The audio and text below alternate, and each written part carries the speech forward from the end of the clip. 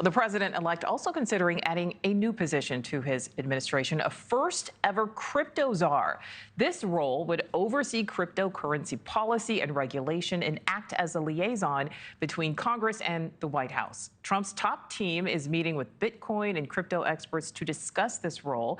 Now, Trump has several crypto businesses himself, and during his campaign had promised to make the U.S. the crypto capital of the world and create a Bitcoin strategic reserve.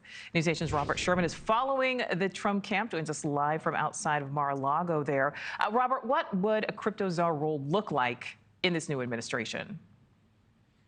Yeah, we are certainly in new territory now, Nichole. This is something that we have never really seen before from a presidential administration. And obviously, this is all very much so in the early stages, with Bloomberg reporting that a lot of these conversations are in their initial processes, and there's still discussions about whether this would be a specific White House administrative role or more of a czar position, which is more colloquial for someone being a point person to spearhead a certain topic here. But what is clear that you pointed out, Nichole, is that the president-elect has spoken very positively about the issue of cryptocurrency on the campaign trail. He has campaigned on this issue.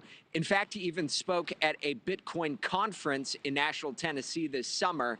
This is what he had to say. Take a listen.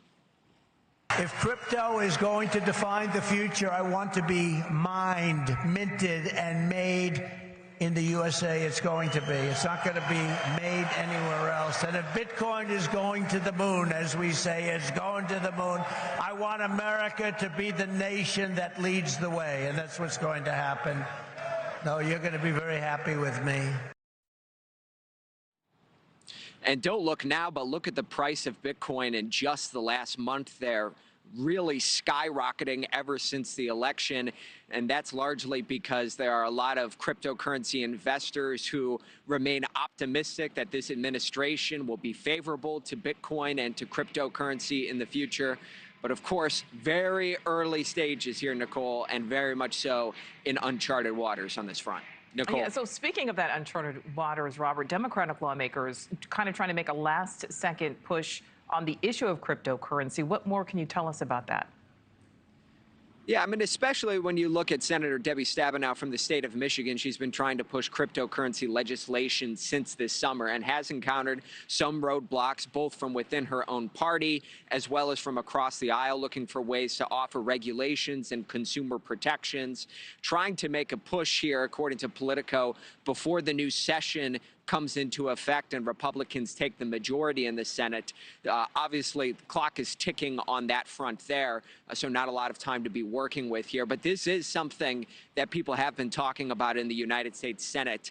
There's just not a lot of legislation on this right now because, again, very uncharted waters that we're all navigating right now, Nichole. Yes, we are. All right, Robert Sherman live for us there in Florida. Thank you.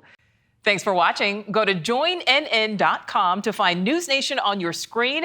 And don't forget to click the red subscribe button below to get more of News Nation's fact-driven, unbiased coverage.